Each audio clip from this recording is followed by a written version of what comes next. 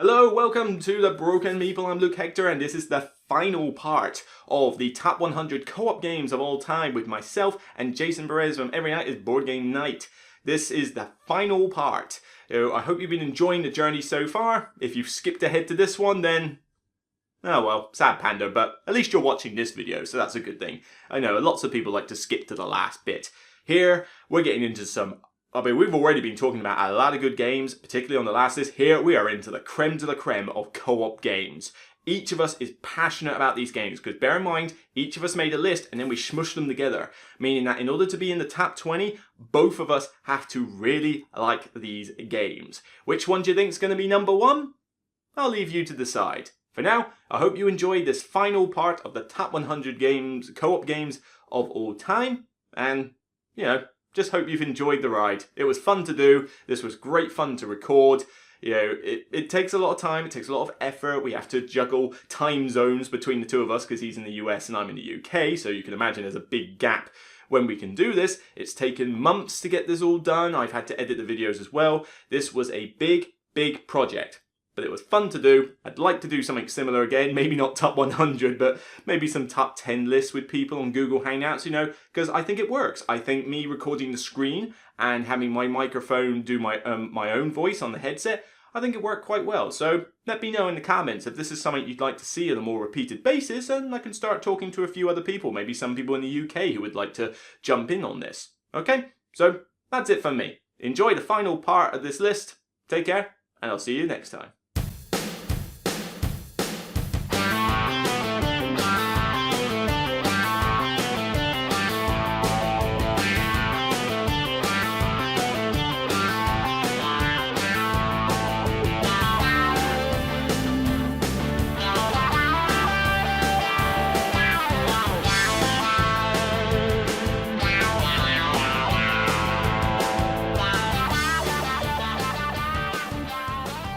Hey everybody, welcome back to Top 100 Cooperative Games. I am Jason from Every Night is Game Night podcast. I'm here with the Broken Meeple, Luke Hector. Say hi to the peoples. Hey yo, peoples.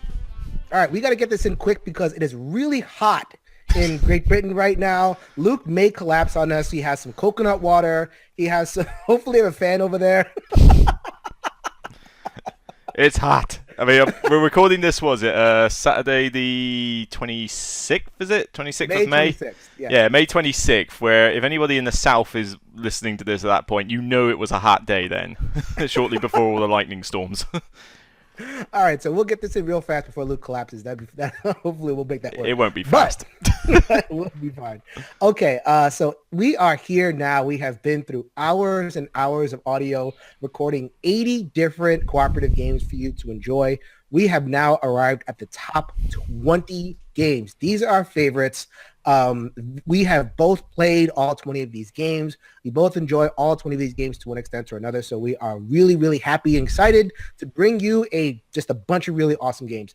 I don't think there's any preamble necessary. Is there? Is there anything that we got to go through, or we good to go? No, particularly they all fit the criteria of co-op. That's for certain by the looks of it. And yeah, these are the creme de la creme. You may not agree with some of the ones that hit like the top 10, but hey, it's our list. So. Hey. We're not trying to tell you these are the 100 definitive top 100 co-op games. We're just giving you 100 good games with cooperation in them. And then we rank them for fun. Exactly. So if you have a problem with our top 20, then, well, it's the internet. Go ahead. Go have fun in the comments. Yeah. All email to jasonperez@gmail.com. All right. So let's get started. So for number 20, this is definitely one of my personal favorites. It's one of my personal favorite solo games, but it also works well cooperative. A lot of solo games work cooperative. Not everyone makes a translation, but I think this one does it pretty successfully. You'll notice my preference for like smaller co-op games as we go on. It is Onirim. Onirim. No. It's a Onirim. The knee. It's the Onirim. There you go. Is it? Because everyone pronounces it one of two ways, basically. Yeah, it's like a Rashomon of pronunciation. No, I think that's the way Shadi Tobe pronounces it. So I don't know. We'll figure it out. Yeah, Onirim is basically it's the biggest. It's not the first one in the Oniverse line. I think it was the second, but this is definitely the biggest. This was the first one in the reprint of the Oniverse. And the the game is simple. A lot of you have probably played the app, and the app is like really, really excellent. The cooperative game, so you know how you have a hand of 5 cards in Onirim? In the cooperative game, one person has 3, the other person has 3, and there are 2 common cards. And those common cards are basically counted as being in both your hands. And the cooperation comes in where, like, okay, you're looking at those common cards and you're saying, I think you're working on that, so I'm going to leave that for you, and you're going to swap this in, and you're going to swap. There's a lot of cooperation that actually goes into Oni, which is a really, really simple card game. Like, there's just a lot of luck involved. a little smidge of skill, too, which is probably the best cooperative games. Hidden away amongst all the luck, but yeah. Right. Beautiful art, beautiful kind of pace to the game. I think there's a cooperative element to it. I really, really am loving on Onirim. It was pretty close for you too. You ranked at number 35, so that was pretty high for you. Yeah, it is solid, and I want to try and get the girlfriend on this one at some point. She might like just a simple co-op game. That's a card game that we can just take anywhere. Whether we'll win or not, I don't know. I barely win it solo mode. It's like people are out there sort of boasting as like, oh yeah, I've got like 50% wins or something, and I say, I swear you're fudging the system a little bit there, because I'm playing it and I'm like, I'm not doing anything wrong. I'm just getting hounded. We have another co-op coming in here that has a very, very high win rate if you're willing to kind of fudge things a little bit. We'll definitely get to that when we get to that. I think Luke knows exactly what I'm talking about. But that was Onirim, our number 20. Number 19 is a little bit of a weird one. Follow us here for a second. So it's actually 2 different games, but they're super, super similar except for one rule change. So Luke likes werewords, and I like Insider. So these are both really, really, really similar. They're basically, 20 questions? Yeah. Style game. So like, there'll be a master of something, and they know the word, but everybody else is trying to ask questions to try to narrow down what the word is. But then there's one secret person. So there's like a secret role. And depending on what version you're playing, you're either an insider, you are that secret person is trying to guide the group towards the right answer without being discovered, which is very, very co-op. I mean, basically everybody loses together. So like if that person is not successful in guiding the group, everybody loses. So there's kind of an element of cooperation with a twist. Werewords is more of a traitor thing, where it's like, he or she is trying to mess things up a little bit, but that dynamic of one person kind of knows the answer to steering the group a certain way. It's both kind of present in the games. I really feel like if you just put like a variant in each of those games, it becomes the other. Just put them in the rules. That's why we put them together. So a weird one to have all the way up at number 19, Luke. What were you thinking? Well, what? I mean, it was of all the great grand co-op games, Gloomhaven is 21. Well, we both agreed on this one, but to be honest, I would sooner play 100 games of this in the time it takes to play a Gloomhaven game. Mainly because it lasts 5 minutes, and Gloomhaven lasts 3 hours. It's ridiculous. But But the thing with where was that? Because I know we put both on the same list. I actually grew a bit with Insider. I much prefer this one because of the drastic rule change. Because you've got the critical difference is that the Insider in the Oink game version is sort of still on your side, but then suddenly decides to be hidden, and you can just completely blend in by being shy. And so that one sort of threw me off a little bit. When this one came out, I much preferred the whole werewolf traitor variant. It was more familiar for people. It was easier to explain to people, look, if you're a werewolf, you know the word, ask the right questions, just don't go mad, don't ask specific questions. And yeah, people get into it a bit more. Plus, the word bank in this with the app can be huge. I mean, community downloads for this are insane. You can get some weird lists out there. But even just I want to do movies or 80s music or 60s, you can do all sorts with it. And granted, some people might argue, well, where's the cooperation? You're there. But it's still, again, one team versus another team. And you quickly sort of gather, some of you are working together, and certainly the mayor may or may not be working with you. So yeah, I can get why people might hate the definition as such, but I've been getting this to the table a lot lately, and we just have 1 game, 2 game, 3 game, 4 game. We just go nuts because you always play about 5 in a row. Mm-hmm. See, why I prefer this game, and this game is probably more of a traditional cooperative game. You're asking questions and that another person kind of jumping off the other person to ask like a follow-up question. You have to really pay attention to what people are doing. So why I like this, one, I'm not the hugest fan of like the verses in general. So I guess it's a preference thing. Number two, it's easy to explain if you've ever been a teacher, which I have, or if you've ever been a parent, where you want the person to get where you want them to go, but you don't want to just tell them. So like, you're teaching math or something and you're like, okay, they're sitting in front of 2 times 2. And it's like, okay, if, some famous baseball player has 2 hits and he drives in 2 runs, how many, that kind of thing. And you're just like, you're desperately trying to get them to the answer without actually so that in a way, so that they get there themselves, like they deliver the final blow themselves. So like that is very familiar gameplay for me as a parent and as a teacher. And the cooperation element of it, but I'm not going to say anything bad about Werewords. Werewords is cool. I've actually also played this. Like I was going to play Insider at a party, and which, by the way, this is my favorite cooperative party game. No, full stop. Mysterium, it's heavy. It's a big to do to kind of get out there, like in terms of like a big player count. I could just lay this out and whatever. And I even forgot the entire thing. So what I did was I had a deck of Codenames cards and my timer on my phone. So you're just like, okay, I laid out a bunch of words. I knew the rules. I just generate a word, throw on the timer and go. So like really, really portable, really, really fun gameplay. Both of us recommend whatever variant you want, Werewords or Insider. Okay, so that was our number 19. Number 30 on my list, number 33 on Luke's list. So really, really close. Other way around, wasn't it? Sorry. Yeah, other way around. Okay, so this is our number 18. This is going to be quite a surprise if you are in the community. You have heard a lot of garbage flung at this game.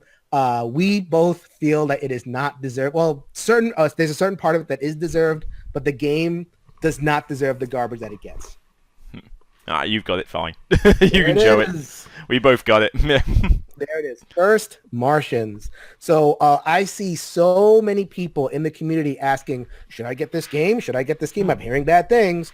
And really, you hear bad things about the rulebook. The first edition rulebook, which is the rulebook that's in here, is horrendous.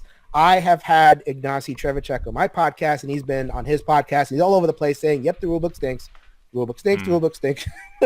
I admit it, the rulebook stinks. And it does. It is not a good rulebook. It is not well written. It is not well organized. There's rules that are essential that are just stuck in sidebars, and there's no examples. I mean, it's just... Ugh. Yeah. This is the thing with Portal, unfortunately. Once you get past that initial hurdle and you actually get into the game, it's a solid game. Yeah. And then once you get past the one-shot scenarios and into a campaign game, then this thing really hums. I played through the campaign solo. I could not stop. I was like, wow, I really got to know what's going on. And, there's all sorts of app stuff going on. Once the deeper you get into this game, the more I really appreciate it. Yeah, I like the one-shot missions, though. Okay. Yeah. Well, I mean, I like them all. I like the campaign and the one-shot missions, but I'll happily just jump in like that. And I get the rulebook. Yeah, the rulebook stinks. Horrible. But there is a new one, though. They're in later editions at a new rulebook. Well, it's not even just that. I think mine's a later edition, but even then, it's still a bit of a stinky rulebook in the way it's laid out. But the thing I said on my review, sort of early Jan, I think, was I wanted people to give it more of a chance, because when it did come out, the bugs in the app as well as that rulebook, it did pretty much kill the game off. I don't blame you guys for hating on it then. I got it and reviewed it basically January, December time just gone. So a lot of those bugs had been ironed out, and now the app worked quite well. On top of that, I got it when Ignacy had put a almanac on his website. Right. So he's got like a PDF document, which is like a revised rulebook. So it works better. It's better laid out. It's better sections. But I learned from that, combined with Rodney Smith, Watch It Played. He does the video for this as well. If you learn it via those two things, it's actually not that bad to learn. I mean, it's still a heavy game with a lot going on. But yeah, if you just basically take the rulebook, toss it out the window, and just follow the almanac and that, just print it out. I've got mine just sitting in the box. Then it works great. And yeah, I mean, spoiler alert, we'll find something similar to this later. But right. I didn't think I would like it as much because I thought, oh, this, scientific Martian stuff. I don't know. Maybe I want to actually see actual Martians and that. But it's like, nope. I actually really love it. It's great co-op, great teamwork. Even if I play it solo or with other people, I don't mind. Yeah, the story's very good, and after it actually made me want to watch the movie The Martian, because that's pretty much what this is, The Martian, the board game. And I enjoyed the movie, so it's like, I want to get this back to the table again soon. Right. Oh yeah. No, this was 16 on your list, so you really, really enjoyed it. It was 47 on mine, so I enjoyed it too. There's definitely a iteration of this that is higher on both of our lists. We'll get to that in just a second. But that was First Martians, our number 18. Number 17 is a personal favorite of mine. This rocketed up to number 8 on my list. If you remember the hype train, choo choo, on this list, or on this game that happened. What was it? 2016. That this game was all hyped up and everything. Yeah, so a couple of years ago now. So you're not hearing too much about it now, but it's not like it expired. It's still I think, an outstanding game. Yeah. Another one of my heavy guys. Here it is. I think it's become a little bit of a flash in the pan, mainly because it's come out, done well, is a good game, and then that's it. It's like, where's a reprint? Where's another? How would you get this game ever again? So it's kind of had it's had its window. So this is Mechs versus Minions, in case you're listening to the audio version of this. This is my number 8. Luke's number 52, so he likes it well enough. This game, cooperative deck building is hard. Cooperative timed deck building is even harder. And it also has that. Hold on. Oh God. Oh, do not talk to me. Do not do the breaking back thing. Not after the last episode. If you have not listened to the episode where Luke broke his back carrying all of his Arkham horror stuff. The vault. Yes. The vault. Yeah, that was nothing. Okay, so Mechs vs. Minions, it has deck building in it. It has a timed element to it. So like in terms of like drafting cards, it has tactile movement. So you're moving stuff on a grid. It's scenario based. There's a whole lot of different elements coming in there. I think it works really well. I still have fun with it. I'll still run through all the scenarios and everything, but they never supported it. I think there was an expectation listening to some of the interviews that there will be a surge of kind of fan interest in the game. So like, fan-driven scenarios and everything. It's there. I'm not, I think that a lot of other stuff has kind of come in. Like it landed basically the exact same time as Terraforming Mars and Scythe. And those games are blimps. I always see those games kind of, being played, still being played just, International Tabletop Day. It was like, basically tournaments of this thing, and we didn't even organize that stuff.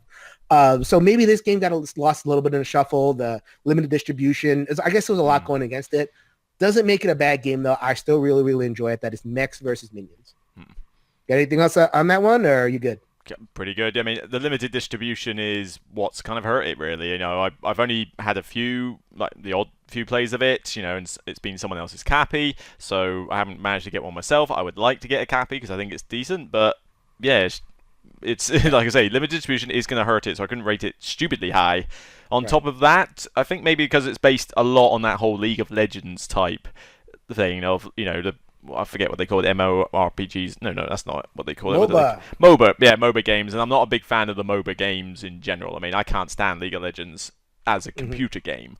So, it doesn't gravitate as much to me, but I love the mechanics in this, and yeah, it is stupidly well produced for a game, for its price range. I didn't even mention the well-produced part. Oh, yeah, for a game that costs less than some of the other high-priced games at the moment, this thing is just gorgeous. It really is. I would like to see another reprint of this, then I can grab a copy.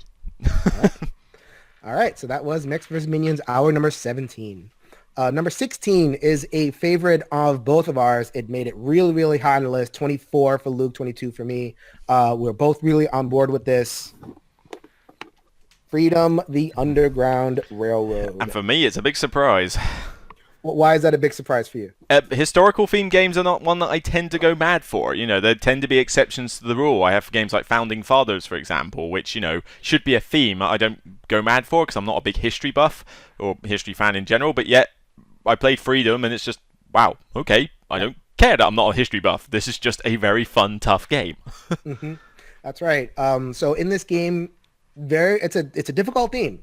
So you are playing an abolitionist and you are helping slaves escape from the South, like the deep, deep South, so like the plantations of Louisiana, that kind of thing, through the United States, either from the West or the East or the coastlines or anything like that, into Canada. So the way it works is like the slaves are represented by wooden cubes, and that was a very intentional design choice. They didn't want like meeples or anything because that would like create more, even more angst. I did play it thinking, oh come on, I want something here, but hang on a minute. Yeah.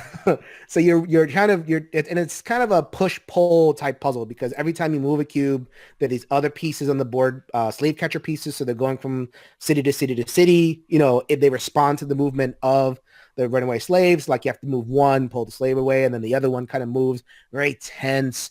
And it had this money management involved in there. There's some special card play. There's a lot to love here.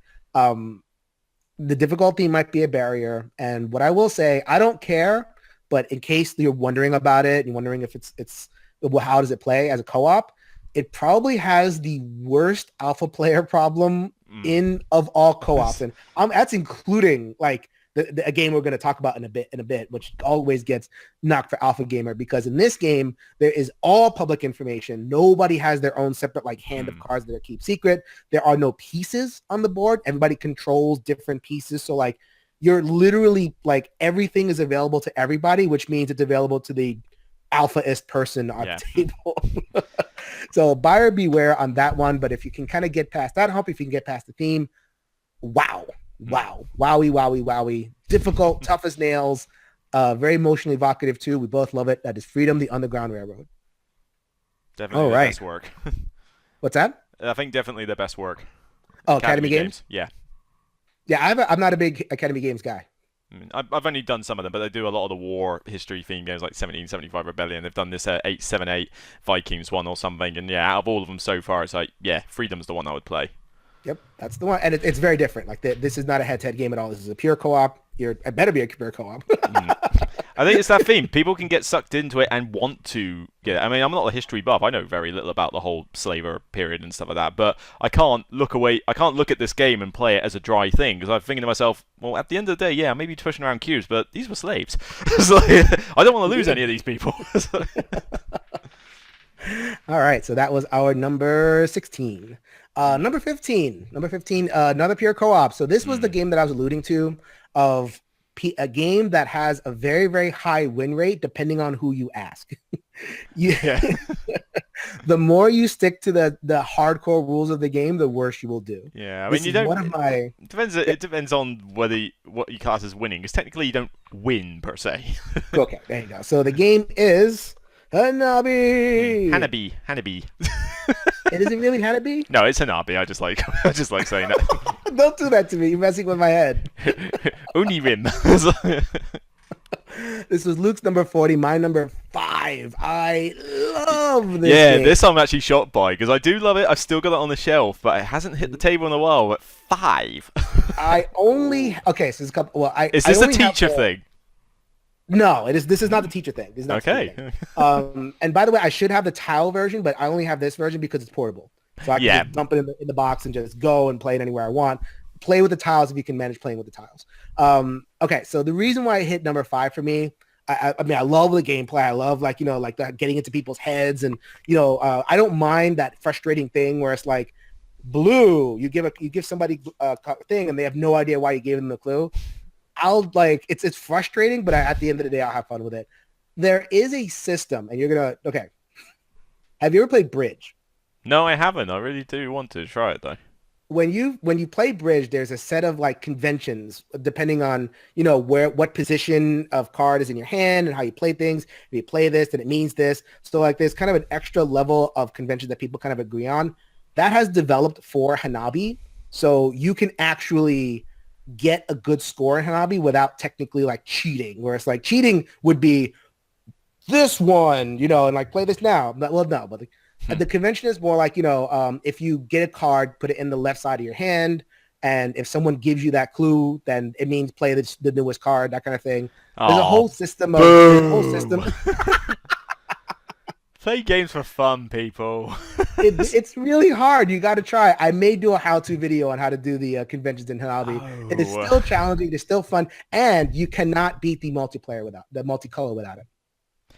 Fair enough. I mean, to be fair, anybody can beat the hardest multicolor without some sort of shared understanding of what you guys are communicating to each other. Probably, but I mean, to be fair, I can't remember the last time I even tried the multicolor variant. I am actually just fine playing it with the basic colors, because I mean, if you're playing it with new players, you're not synced up. So the game's already challenging, and people say like, "Oh, it's too easy now." I think those people have got those conventions like you in place, or are a bit lenient with the rules and that. Because it's okay to get a. Those are different things. Yeah, being lenient with the rules is not the same as agreeing on conventions. And if I play it with new players, I'll just forget it. I'll just chuck everything and just do that thing. But that's all. Yeah, I've had fun with that too. You can get a high score without too much trouble unless you do really badly, but to get the full 25 is not easy. It's not like you're doing it every single game, even without the multicolored or something, because somebody will give a stupid clue, or you'll just draw the cards badly in that, so it's not like it's a common thing.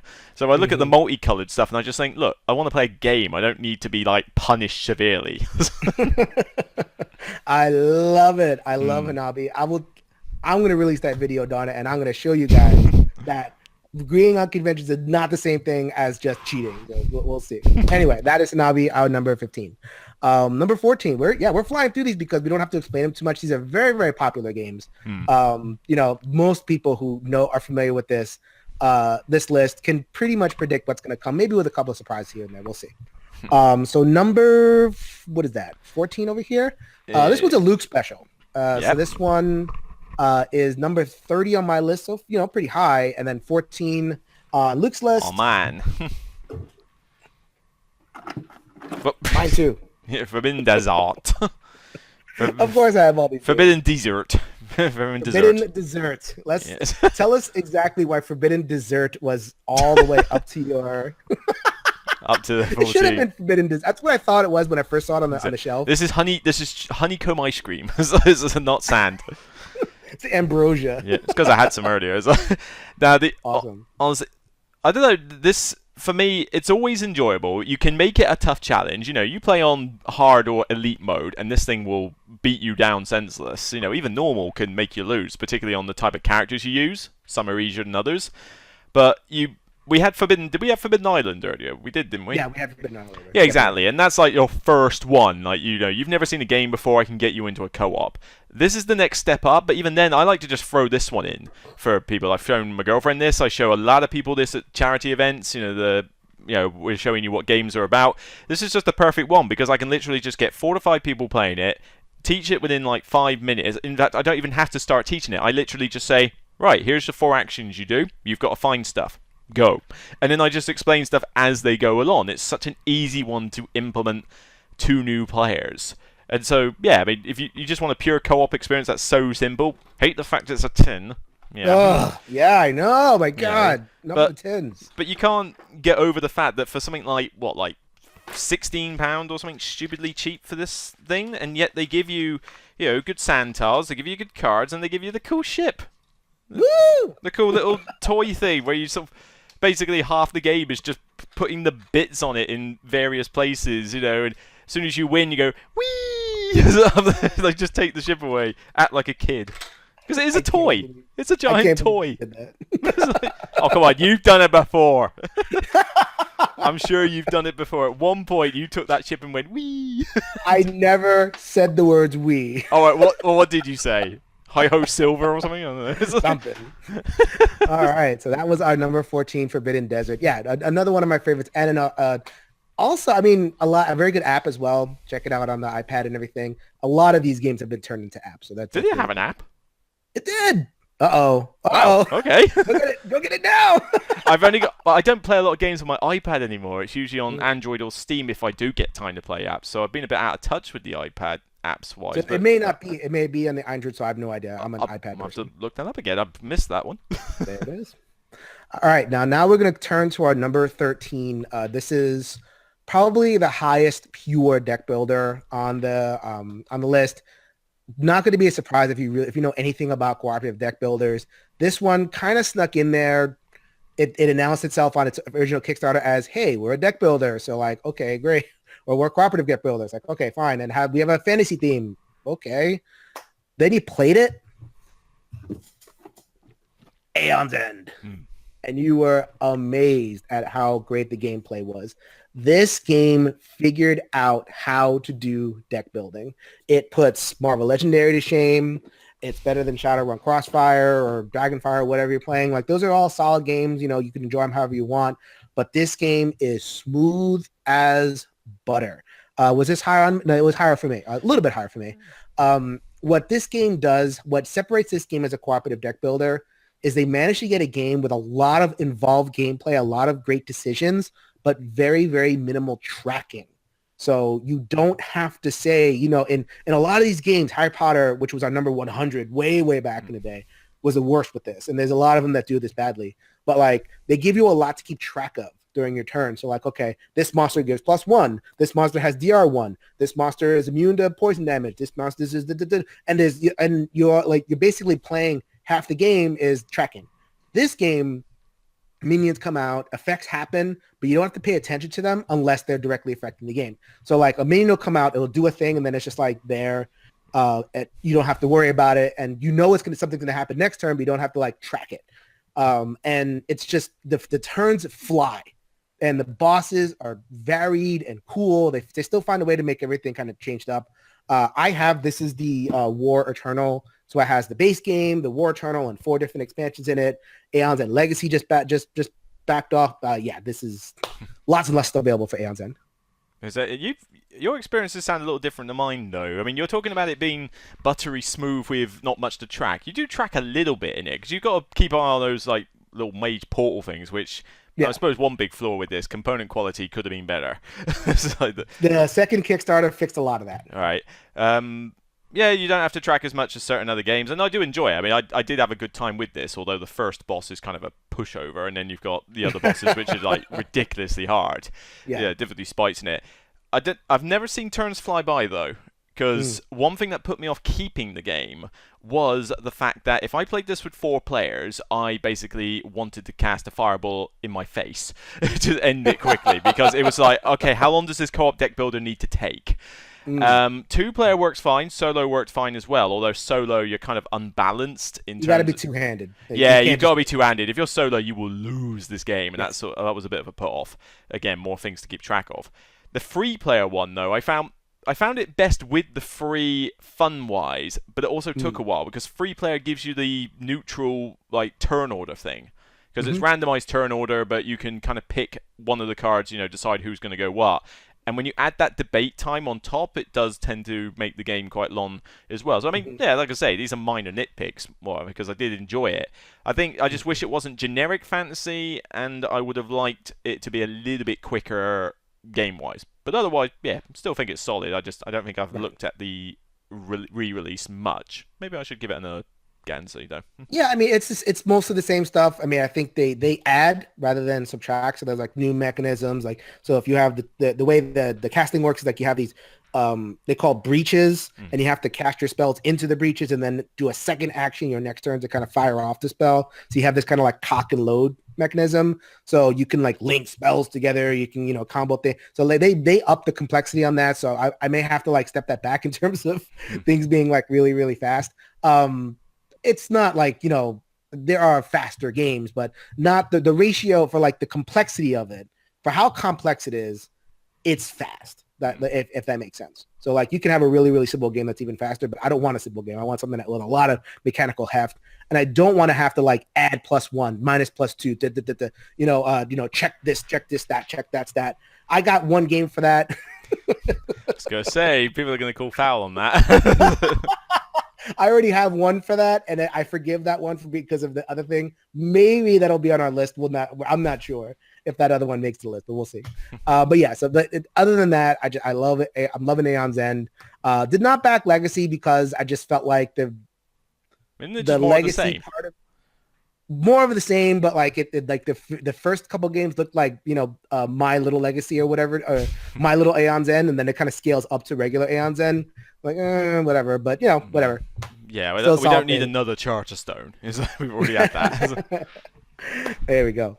So that was our number 13. Number 12 is another Luke special. I do not own this. I'm sure you have a pile of it. Are we going to see another you turning around and grunting at a big box of stuff? No, not this time, because I decided not to bring the actual crates in here because that would just be too much. And they're not actually big. They're about a standard suitcase size, really. But I do at least have the get the webcam on it. Yeah, the sort of engraved box lid, because that's what most of the Vault boxes are. They're some kind of design thing. So I know you're probably looking at it backwards, or perhaps I'm looking at it backwards. But failing that, maybe people will get more of an idea from. I've got I got two of these folders, so they hold all the cards I've got. And this is Lord of the Rings LCG, so I've got everything in there from start to current, with the exception of Nightmare decks. I don't bother with that because the game is hard enough as it is. So I don't need it to punish me anymore. I hear some of them just make it more thematic, which is great. If that's the case, maybe in the future, but I'm behind.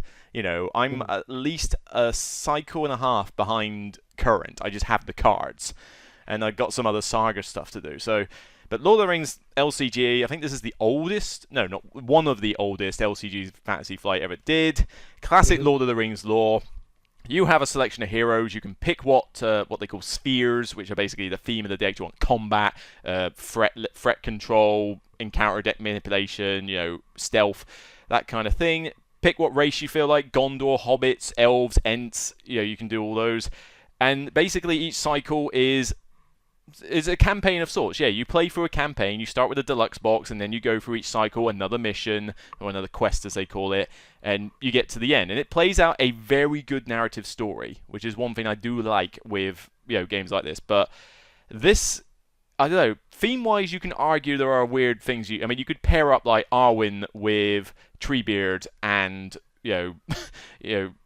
Frodo or something. Like a weird trio pairing.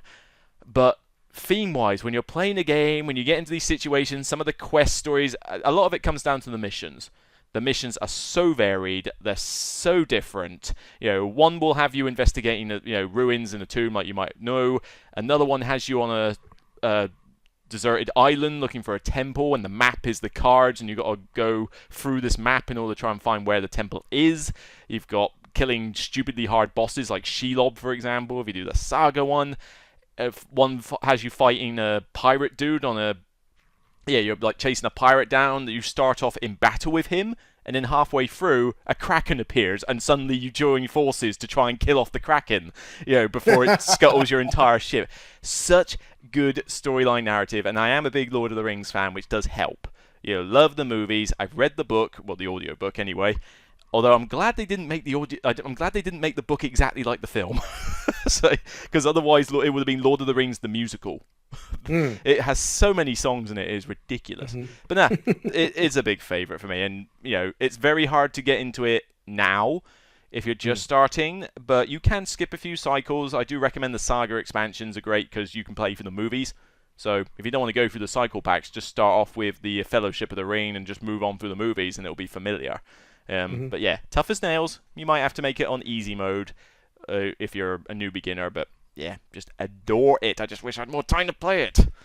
So I didn't get into board gaming until this was a little bit into its cycle, or into really collecting, getting all this together. So I read a stat once that it would cost you, if you bought everything at MSRP, which hopefully you're not doing that. No. It would cost you $2,000 American dollars to get everything, which is about 3,000 pounds or something like that. Like, that is, who has that laying around? No, what is it? I was going to say that'd be more like 1,500, 1,600 quid. Yeah, yeah, you go the other way. Okay, so yeah, sorry about that. Sorry to scare you. Inflation. Yeah, about 1,500 pounds or something like that. It is a really big expense. I'm not living that life. I got enough to buy. Yeah. The game has a very and this is another thing that puts me off. It has the same problem that Android Netrunner has. It's a very huge meta. So you have to kind of know, be into the deck construction. So you have to really pay attention. You can't just throw cards together. You can't just throw cool stuff together. You can't be like, oh, I want these 3 dwarfs to go by, and just I'm going to go. Yeah. You're going to get murdered in this game. You really have to pay attention to balance and different cards and that cards. It's a very, I'm not saying that's bad at all. Yeah. That is not a bad thing, but that's going to be a barrier for a lot of people, especially as progressed as it is to get into it has a steeper learning curve, but you can get away with some thematic decks. There were some Hobbit decks that worked brilliantly. Dwarfs were one of the most powerful archetypes for a while, with using probably just dwarfs and dwarven cards. You gotta know which dwarven cards. You can't just like throw cards that have D's on them into the same deck. Nah, but I mean, you come across of them, and it depends how big your card collection is. I mean, if you've got a limited supply, you can only do so much. But I mean, you've got two ways around that. One, you can play on easy mode, so you start off with a bit more resources, and it just makes life a little bit... No, you can play easy. I play standard, but some people can play easy.